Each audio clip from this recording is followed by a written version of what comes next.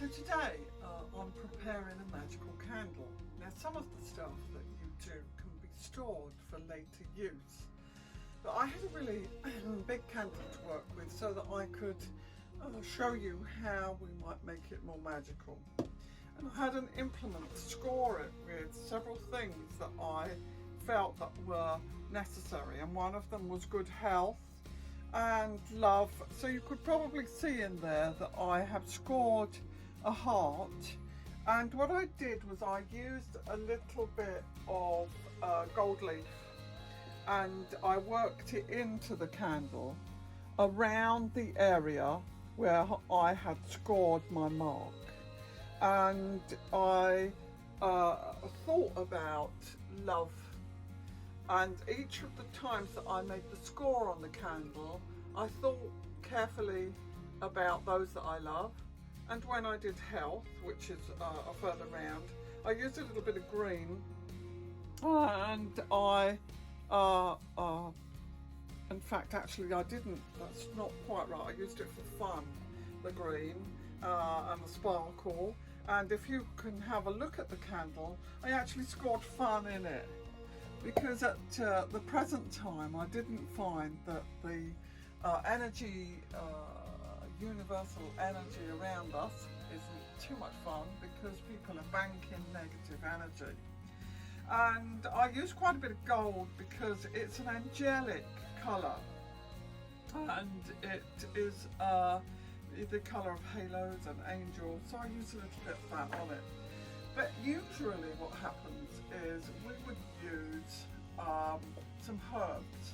So if I showed you that in the herbs that I'm using, I used hawthornberry powder because it's enchantment and it's happiness and it's protective.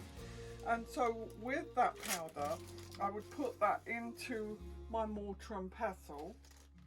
And I thought I might use also a little bit of oak bark in there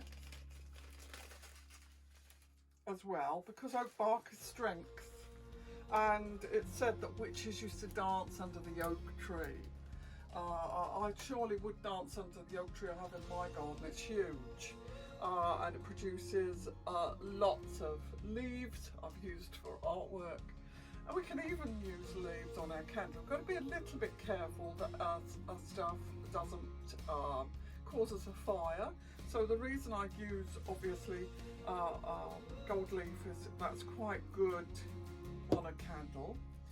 I wanted to put in a little bit of patchouli in there because that's a very lovely oil, and it also helps with the herb going onto the candle. So I can just mix that in, it gives it a really good smell. And I would really like to use 3 herbs, but today I'm using the third element is going to be some mica that I've mixed up to give the candle a good look. And so you can see that that's going in now as well.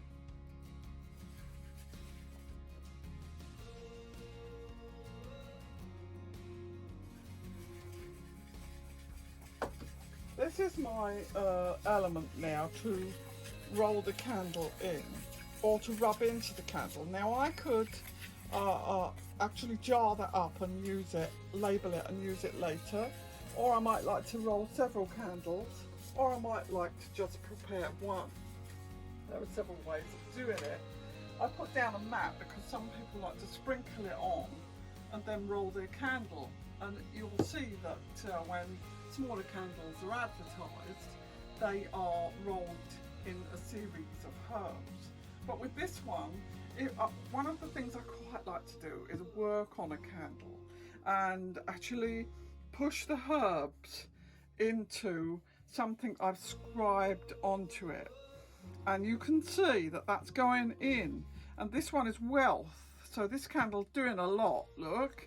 And you can see that I'm working that in, and you can actually see an end result to that then.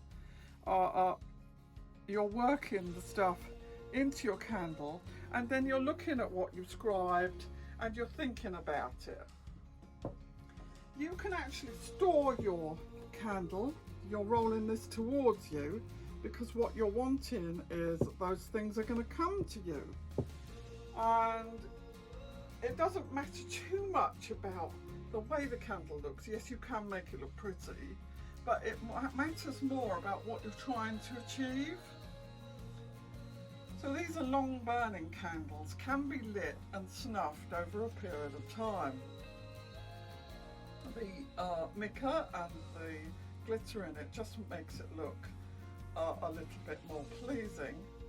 And you could put flowers, you could use flowers if you wanted to, anything that might adhere to the candle on the outside. I'm careful not to put anything too much around the wick, because obviously in that you can cause yourself a bit of a problem with it being uncontrollable. So then I never throw away any of my magical stuff. Usually what I do is I put it in a little tiny bag at the base of the candle, and I let the candle empower it, and then I can carry that piece of magic with me somewhere else. It's just a simple demonstration of making your own candles. Mine today looks a little bit messy, but you will probably do your best to make the candle look pleasing. Me, I'm only interested in the magic. So therefore we can then say words, our candle, we can do visualization, we can snuff it over a period of days. We can actually stick pins in the candle as timing elements. That's always a good thing. So keep yourself some very long pins. And the first pin might mark your wealth, and you might concentrate on that. And the second pin might mark your I've just been past those pins, how great. So these are the long pins. My pins have little hearts on them. So my first pin going in, and when the candle burns to that pin, it will mark my first visualization. And the second visualization may be something completely different that's marked on the candle. And when it burns to that area, I will have accomplished the magic in that.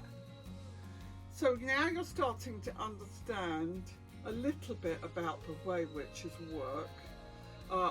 Yes, we are messy creatures, we hoard everything, but everything has a purpose in our magical life. You can see this candle is starting to look a little bit like a voodoo doll, but of course it has positive intent being put into it. So I hope you've enjoyed my little demo today. I can certainly box this up, but you may want one with flowers in it. You might be a fluffy bunny witch. Anyway, have a lovely day, and magic to you.